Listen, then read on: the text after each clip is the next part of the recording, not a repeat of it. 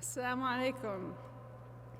بسم الله الرحمن الرحيم والصلاة والسلام على أشرف المرسلين. رب اشرح لي صدري ويسر لي أمري واحلل عقدة من لساني يفقهوا قولي. In 2015, in Brooklyn, New York, very close to the campus where I'm a professor, a man was stabbed in front of his wife and 5-year-old child in the stomach. His assailant said, "I'm going to stab you because you're Arabic, and you deserve it." Hours after the first Muslim travel ban was to take effect, a mosque in Victoria, Texas, erupts in flames. An Islamic school in Houston is burned down. I'm going to end my talk by telling you what happened in those two instances. According to CNN, in 2015, there were 63 incidents of attacks on mosques, the highest number ever, stating that 2015 has been one of the most intensely anti-Muslim time periods. And according to the FBI, there has been a 17% annual increase every year since, stating that, again, this increasing Islamophobic attacks time period continues to be one of the most anti-Islam time periods in American history. Why am I talking about attacks on mosques? Because attacks on mosques have historically been the way with which we measure increased Islamophobia. But today it's not just attacks on mosques, it's attacks on Muslim women. It's attacks on Sikh men who wear a turban. And the identity issue is that it's not about attacking these individuals or attacking our institutions, but it's about the dehumanization of Muslims and Islam in America. Fear of Islam has become more and more prominent in everyday political discourse. We used to research and say it's on the margins, it's in the periphery, but today it comes from the entirety of the inside of our political establishment. I mean, think about the controversies around mosque zonings, or the illegal surveillance of Muslim students' associations, or the attempt to pass anti-Sharia legislation in over 24 states. But think about the questions of, can Muslims in politics be trusted? It seems that anti-Muslim sentiment is on the rise, and we're seeing the after effects, where according to Gallup, 48% of Muslim Americans say they've experienced racial or religious discrimination. And we've seen the end result of this. We've seen not just the burning down of the mosque, not just the burning down of the Islamic school, the assassination of 3 young Muslims in North Carolina. And right after in Michigan, when 2 people were asked if they were Muslim and they answered in the affirmative, they were actually stabbed repeatedly. Not to mention some of the most violent attacks that go unnoticed. Political campaigns today include statements like, the US is a Judeo-Christian nation, meaning Islam has no place here, that Muslims should not be included in cabinet positions, that we should be excluded from the definition of what it means to be American. I want to take you back to that 2015 critical time period where we saw the uptick during the Republican primary of anti-Muslim violence. In President Obama's 2015 State of the Union address, when he says that the US is a nation that will stand against rising anti-Semitism, and the entire congressional body rightfully stood up and applauded, in his next breath he also said, America would be a country that stands against rising anti-Muslim sentiment. And the entire congressional chamber was silent. Yet we as Muslim Americans heard this loud and clear, that Muslims don't belong, and our elected officials seem to agree. That is Islamophobia. Islamophobia historically has been defined as the unfounded or irrational fear of Islam and Muslims. But there's actually a political objective. The objective is the marginalization of Muslims from civic and political life. Our exclusion is the objective of Islamophobia. So I don't want us to reduce this to simply the irrationality, but to understand that there's a political and social objective, that we are not just excluded, but that we believe our exclusion is founded. Irrationality leads to the propagation of certain myths about Islam and Muslims. And it's these myths that concern us the most. For example, when a certain famous talk show pundit that begins on a cable news network that begins with the letter F says that 40% of Muslims support terrorism.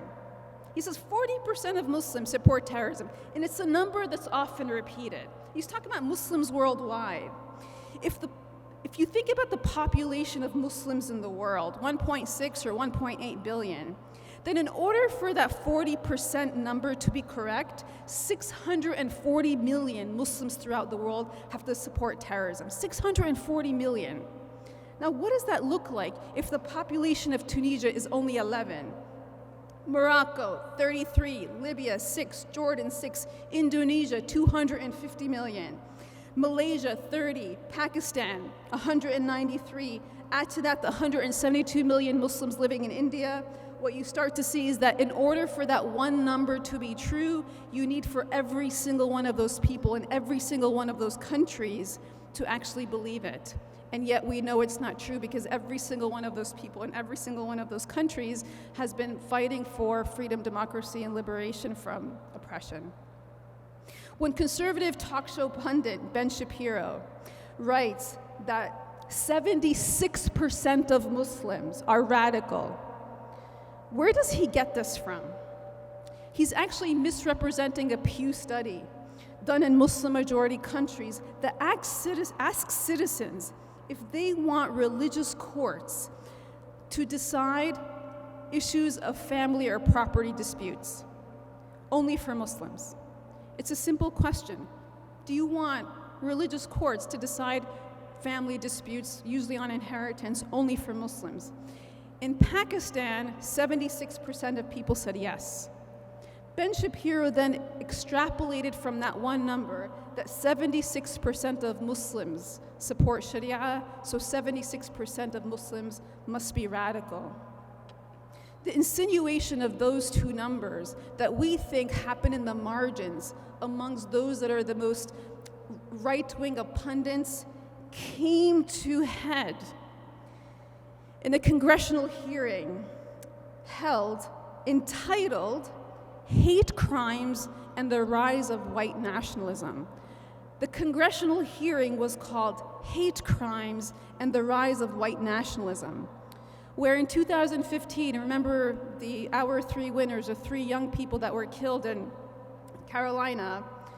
In that very congressional hearing, the father of the two young girls, Dr. Abu Salha, who lost his daughters and his son-in-law, who were shot to death, execution style, he was asked repeatedly to defend his Muslim faith. When a representative, Jackson Lee, she offers her sympathies to him, and she says, "Did you teach your children to hate? Did you teach your daughters to hate?" He says, "Absolutely not, Congresswoman," before talking about his daughter's volunteer work and his own position on the mosque board. He said, "We definitely make sure that anybody who is racist or hurtful is out." She follows up and says, the member of Congress, "So by the very fact of being Muslim, you're not filling your children or those in the mosque with hatefulness?" He says, "We fight this, actually." The next person to ask him questions, Representative Johnson, offers his condolences and again asks him about, does Islam teach Muslims to hate Jewish people? Dr. Abu Salih again has to defend his faith and say, actually, the Quran says that killing any human being is akin to killing humanity, and reviving a soul is akin to reviving humanity. It took 3 hours before Dr. Abu Salih was asked a single question relevant to the hearing on the rise of hate and white nationalism. So what happened? This is the mainstreaming. What used to be on the periphery is coming from the heart of our political establishment. My research looks at the rise of anti-Muslim sentiment in the run-up to an election as a strategy to foment fear for electoral victory that's created and founded by a formerly marginalized group. This leads to the mainstreaming of anti-Muslim rhetoric and sentiment. And it leads to the social, creating an us versus them dichotomy, where us is American and them is Muslim. And politically, it paves the way for discriminatory policies, and in terms of the articulation of rights, cementing inequality in our legal system. The gradual and extensive shifting of anti-Muslim rhetoric from the margins of American life to the political mainstream is the product of a symbiotic relationship between a tight network of anti-Muslim interest groups corresponding with a faction of willing those running for office who need grassroots exposure, who think that going anti-Muslim is the gateway to victory electorally. We saw this in 2010, the beginning of the rise of Barack Obama, where 2010 was a climax. And the trend was not just because the Islamophobia network was growing, but it created a hysteria that was necessary in the summer before the 2010 midterm election. And it was hysteria around the so-called Ground Zero Mosque, which was not a mosque and not at Ground Zero. There actually is a masjid close to the former Trade Center towers. The hysteria led to the rise of right-wing into electoral victory. 2 years later, we saw the same with anti-Sharia legislation. It was never about getting the legislation passed, but it was really about getting those elected officials to create a hysteria where people were fearful of this other, fearful of this conspiracy where Muslims were going to have legislation councils. And so then we had these anti-Sharia legislation movement.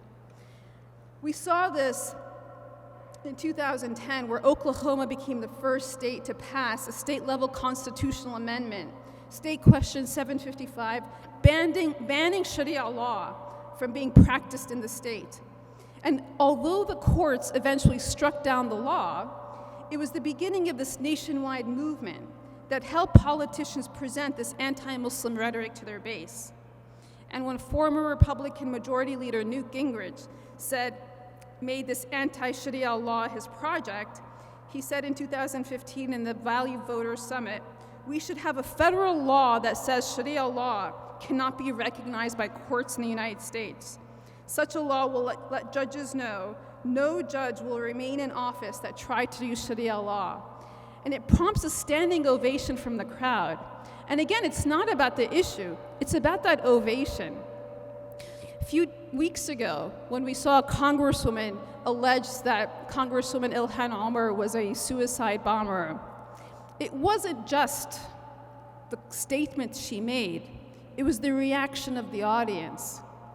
It was the cheering. It was indeed there's an other that needs to be eradicated. The purpose of the anti-Sharia movement, or the anti-Sharia legislation, which bans the consideration, was never about the legislation. It was about the perception that there's something wrong with this thing that comes from Islam. And some members of Congress even endorsed the memorandum, Sharia, the Threat to America. I want you to think about what these things do. Even though they don't pass, what kind of social construct do they create? The othering, the us versus them dynamic. When we think about what it leads to in terms of electoral victory, it leads to an understanding that Muslims don't belong, that they are the great other, that they're inherently un-American, when we know that that's actually not true. Muslims are everywhere. Over 20,000 physicians on the East Coast, driving your taxis, feeding you on the street, heading your banks, your hospitals, fixing your teeth, paving your roads. Muslims both died on 9/11 and helped erect the steel beam of One World Trade Center today. Muslim Americans have been very part of this very fabric of this country, not just in terms of veterans and warfare, but I want you to think about Muslims being part of the Revolutionary War. Yes, there were Muslims who were part of the Revolutionary War and the War of 1812 and during the Civil War. Muslim scholars, 20% of whom were women, were among the slaves brought from Africa, helping build this country. And the acceptance and embrace of Muslims is part of what we understand as the history and legacy of America, but why is there this othering today? And why is it relevant? When we think about President Obama's kind of crescendo moment in office, do you remember when he was running for office and the question is, what's his middle name? Could he be Muslim? What is going on here? Now, this wasn't the first time this question was asked. In 1788, William Lancaster, a delegate to the North Carolina Convention to ratify the US Constitution, is worried about the future, and he says, "Let us remember we're forming a government for millions not yet in existence. I don't know what it's going to look like." He's worried about the future. He's saying, "I don't know what's going to happen to that chair." He's talking about the presidency. He says, "A papist might occupy it. A Mohammedan might take it." 1788. What are they talking about? They're talking about in this unique moment of American constitutional history when Muslims are symbolically embroiled in the definition of what it's going to mean to be American in the future. 1788. And so in this very constitutional debate, what we see is that the debate takes that there would be no religious litmus test.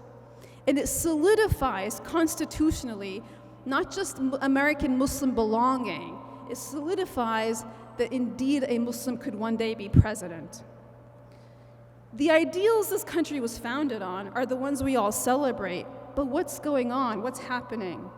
Because what we do know is that according to Gallup, 86% of Americans today have a negative association with the word Islam, and that's worse than it was 1 week after 9/11. Islamophobia has led to the return of an exclusionary identity where the threat is the other and the other is Muslim. And the symbol of that is a woman in hijab and a mosque and a Sirdar man. But for our purposes today, what does this do to our identity? When our identity is constantly defined for us, when Muslims are told you are not us, then we're constantly reacting to these theoretical frames and narratives that have already been decided for us. So we're not defining ourselves by what we are, but we're stuck defining ourselves by what we're not. And when we are defining ourselves as a reaction constantly, then we're defining Islam and Muslim Americanness against a very limited understanding of what it means to be American and what Islam really is. And so we know Islamophobia is irrational. And so we need to recognize that we can't accept those theoretical frames that try to tell us what we are and force us to talk about what we're not. When Gallup released its study of Muslims in America, we know what they say about our community. That Muslim women are the second most highly educated religious minority group. That Muslim Americans are the most economically stable. That Muslim American women have economic gender parity in terms of how much we earn. Basically speaking, Muslim Americans are productive, educated, civic-minded individuals. And when you think about the economic crisis that's going to happen, and all the economists are saying in the next 2 years, if Muslim Americans are the most economically stable, not engaging in risky economic practices, that economically, what does this America need more than anything? Muslim Americans. In a recent study done by one of my colleagues at the University of Seattle, he finds that the more mosque-going you are, the more you attend the masjid, the more civic-minded you become, the more you care about what's happening in America, the more you want to get involved. And so if you think about that, there's a positive correlation between attending the masjid and being a civic-minded American.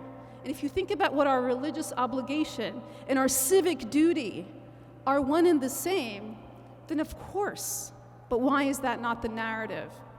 My advisor at Princeton University released a study a few years ago that finds the more you understand the Quran, not just read it, but the more you understand it, the more pro-justice you become. Not justice for just us, but justice for all.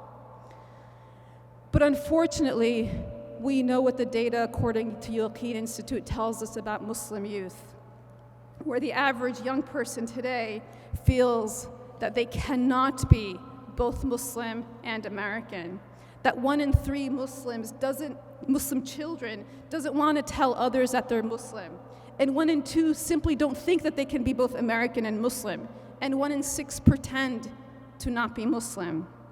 Again, the West versus Islam binary is so central to this new political narrative and this worldview that it forces us to actually grapple with the internalization of Islamophobia, that we indeed believe that we don't belong, that we're Muslims in America and not Muslims of America.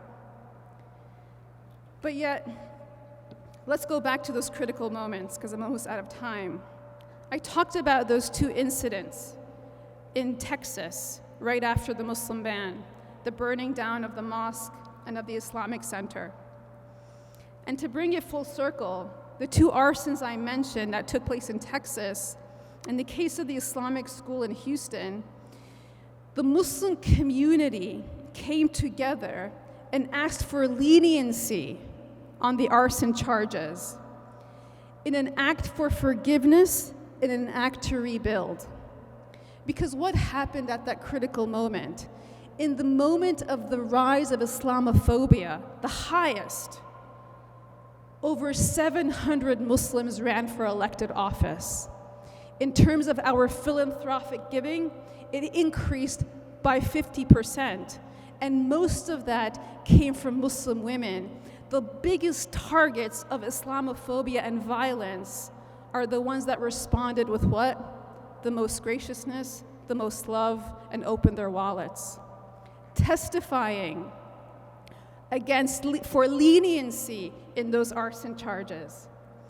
And in the case of the burning down of the mosque in Victoria, this is a beautiful story that's coming out in a PBS docuseries next year called A Small Town in Victoria.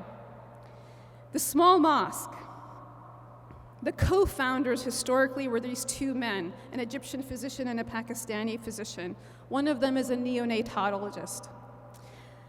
And in the documentary, they go and they interview these 2 physicians. And the doctor is heartbroken. He can't believe that the mosque he helped build, the community he helped establish, was so hurt by the burning down. I mean, devastated. He's crying in the interview. Can't believe that the mosque has been burned down, this pillar in the middle of this small town in Texas. And then they go and interview the family of the young man who did it. And the mother says, I can't believe what he's done. He's a miracle baby.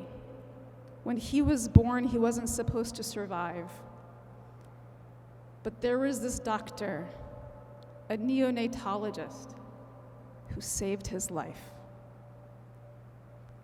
Yes, the doctor who saved the baby's life is the founder of the masjid.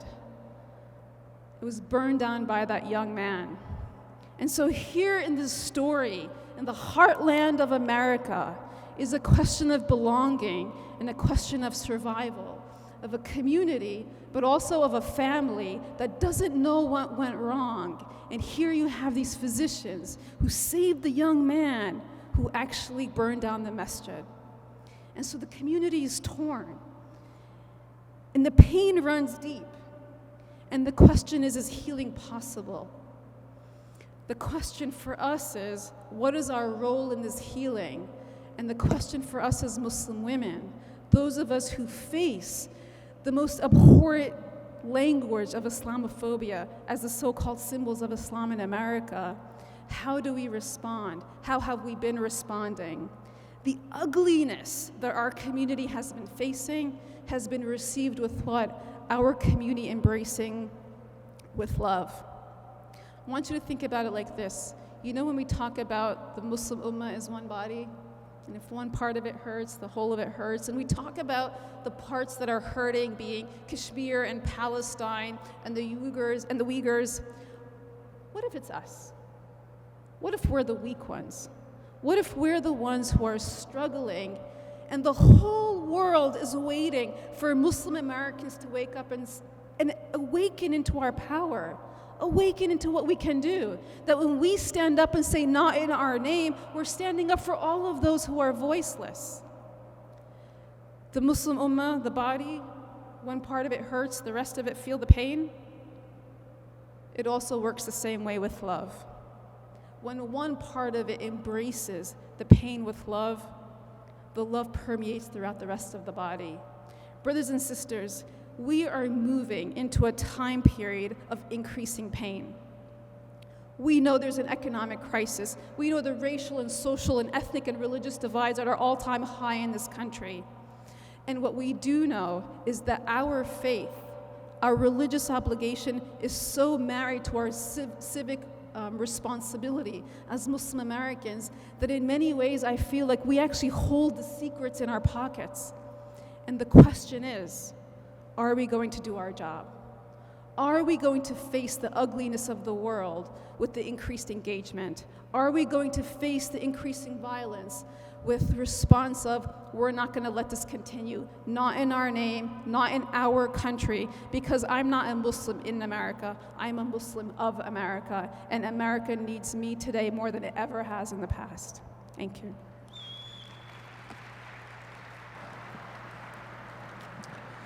For Muhsin attendees, we have reserved seatings in the front row of the left side of the stage. And now, our second speaker is Brother Mazen Mukhtar. Brother Mazen is Executive Director of Baytul Mal, international humanitarian relief organization that provides aid to the underserved population around the world. The former Executive Director of MAS. Please welcome Brother Mazen to the stage.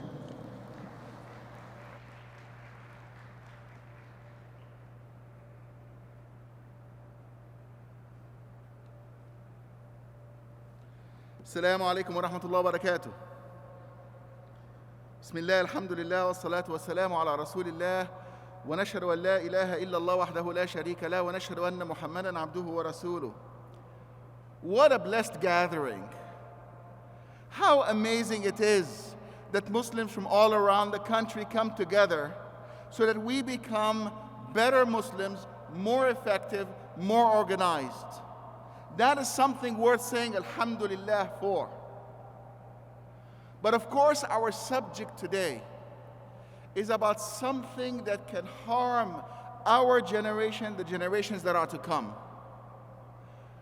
Every generation of Muslims is presented with new sets of challenges that they have to deal with. Every generation of Muslims has the opportunity of overcoming those new challenges. And this continuous set of challenges charts the progress of the Muslim community over time. Anti-Muslim bigotry, also known as Islamophobia, is strong enough that people can openly talk about targeting Muslims, our identity, our lives, our beliefs, our interests. And make no mistake about it, it is an industry. This is not simply something that is haphazard. Nathan Lean in 2012 wrote a book, The Islamophobia Industry, How the Right Manufactures Fear of Muslims. And the great Dr. Hatem Bazian wrote in 2015 a paper, The Islamophobia Industry and the Demonization of Palestine. There is an industry there. There is something that is systematic about anti-Muslim bigotry. And we Muslims have made or make a strategic mistake when we try to face anti-Muslim bigotry by remaining silent and keeping our head down and waiting for the storm to pass. When we choose this strategy of just allowing things to happen and hoping for the storm to pass, we are feeding the monster. We are rewarding the bigots. And we lose control of our own legacy, our own identity. Words like khilafah, we lost control of it. Words like Islamic, words like jihad, Even something as simple as madrasa, the Arabic word for school, we lost control of it. Scholars like Abu Hamid al-Ghazali are under attack, so that when we don't stand up, we lose control. And we end up being defined in terms of others. But as the saying goes, fortune favors the bold. Timid hands can neither defend nor advance a cause. We have nothing to be timid about or ashamed of. And how can we expect our children to grow up as strong Muslims when we don't show them that example? Eventually, when we choose this strategy, we internalize the lie, the association between Islam and negative concepts, whether it is things related to fear, terrorism, or not being American enough. At the root of it, there is a foreigner mentality. And anybody who knows me knows that I have no less respect and no more for those who are born American from those who are Americans by choice. They are the same to me. But there is a mindset that says it's their country, they do whatever they want, as if we're not part of it, as if we're not part of a shared destiny, as if being a naturalized citizen or a resident makes it okay for you to be or be treated as second class. The worst part is not how we are treated, is when we internalize it. When you're sitting in a social gathering and a Muslim cracks a joke about Islam and terrorism, they are reflecting the internalization of that lie. They are unwittingly perpetuating that stereotype. They do it with goodwill, not with ill will, but they are perpetuating that lie. The impact of these layers of bigotry on us when we don't fight back is that we become defeated from inside. We become apologetic about our faith, when in reality we should be bold with it. The Sahaba suffered far more than we have, and they were bold about their faith because they had strong iman. Because they had that strong iman, even under oppression, they were not dissolving in society. They were not raising children that are being lost. They were growing in number and growing in iman. They were strong and they were bold.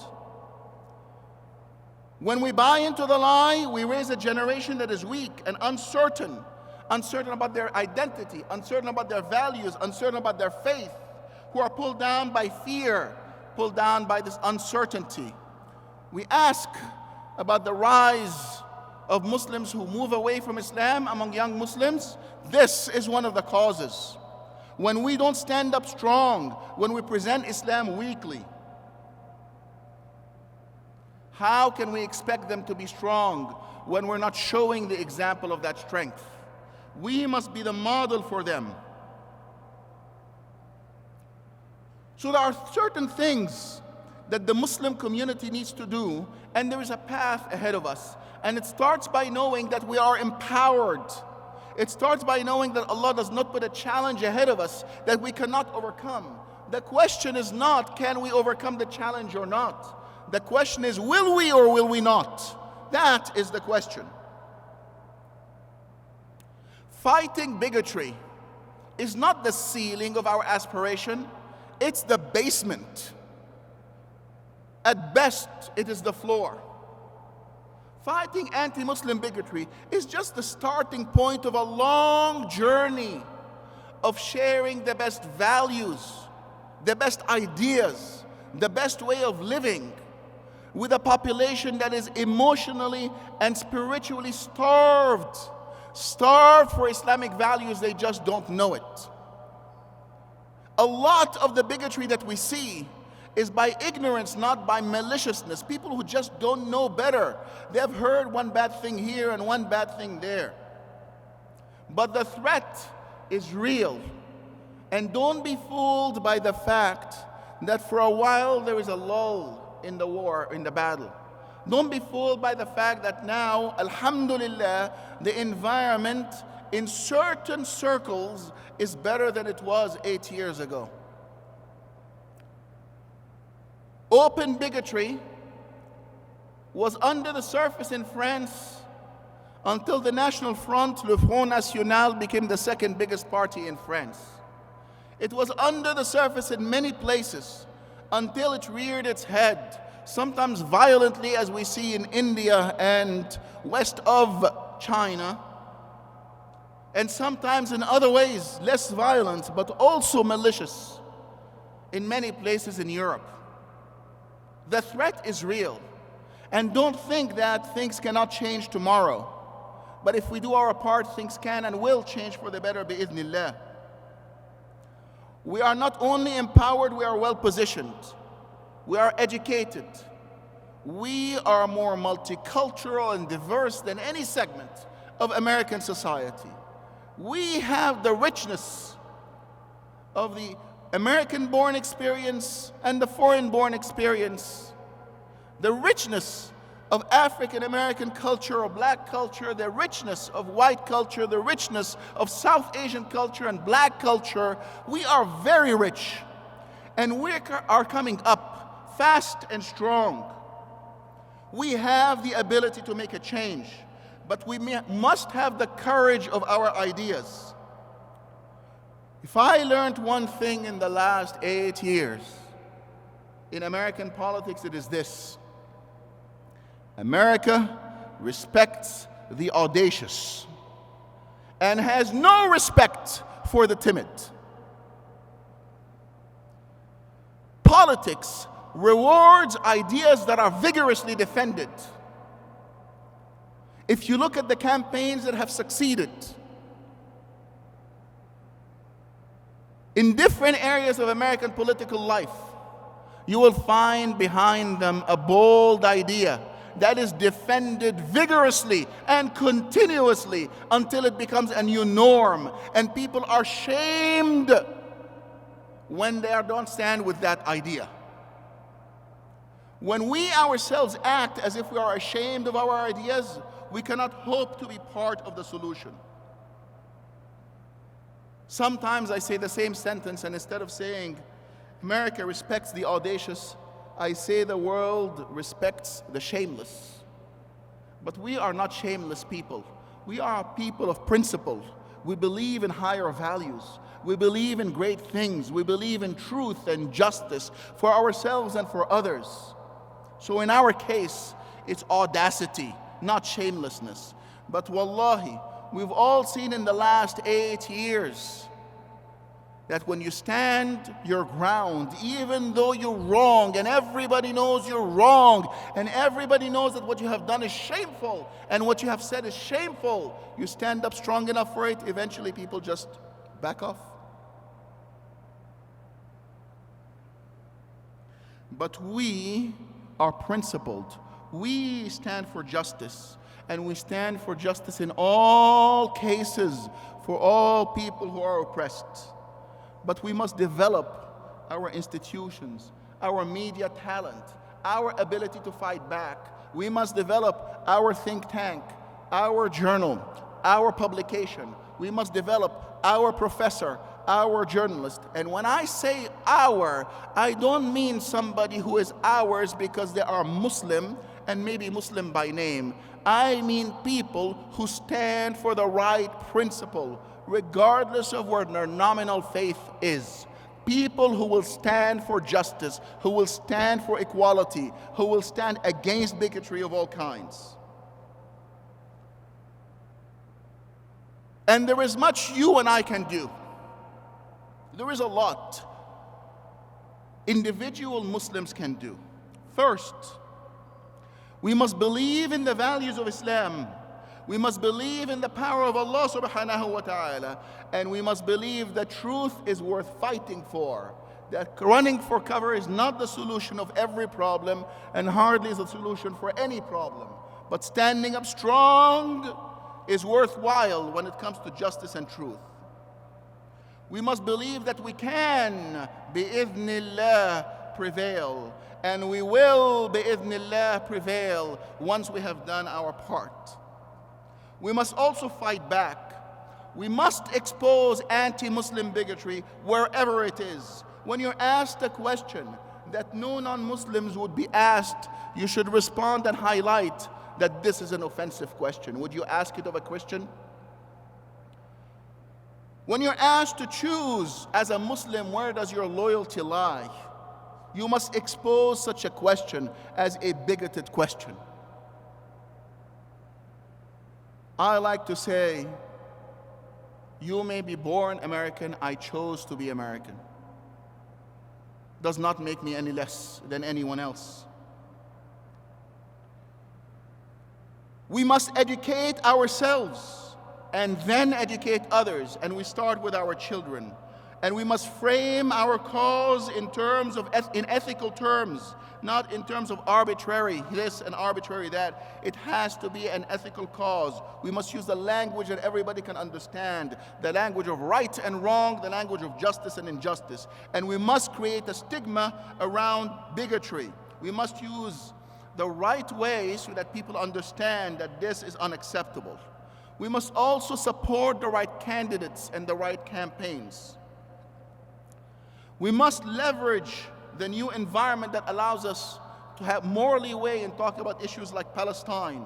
We must support the just causes of others and root out bigotry within our own midst and our own community and our own masajid before we ask for it to be rooted out from the public discourse. We must raise our children to be proud and strong, assertive, afraid only of Allah subhanahu wa ta'ala. And we must do so by example. And we must get to know our neighbors, because those 80% of Americans who have fear of Muslims, most of them is because they don't know a single one. And finally, we must stay firm. Stand strong or step aside. Don't be in the leadership of the Muslim community if you're going to throw somebody under the bus because they took a stand. But we must do so without being offensive. We're not here to offend others. We are here to stand up for what is right. And if we say the right thing and in the right way and then they are offended, then so be it. But we will not foolishly just be offensive to be offensive. Do not hesitate to do what is right and to defend what is right and to stand up for what is right. But never compromise our principles, for success comes from Allah, and all power is the power of Allah, and our ally is Allah subhanahu wa ta'ala. So just as we will not be cowered into silence, we will not be cowered into supporting some other unjust cause or indecent cause just because we can find allies there. We stand together with other people who want to stand up for justice. We support their cause because they believe in it, and they can support our cause if they believe in it, if they so choose to do so. My brothers and my sisters, we have the opportunity of turning the tide by standing strong. We have the greatest message. We have the greatest faith and deen. And we have the best way to live given to us by Allah subhanahu wa ta'ala. Let us be proud. Let us live by that. Let us share that. And let us put our trust in Allah subhanahu wa ta'ala. Jazakumullahu khairan. Wa barakallahu feekum. May Allah subhanahu wa ta'ala accept from all of us. And may Allah give us the strength never to cower again. We will not take it. We will not accept it. We will not accept to be weak or second. Ya Allah, be our witness and give us strength. Assalamu alaikum wa rahmatullahi wa barakatuh. Thank you all for attending this beautiful session.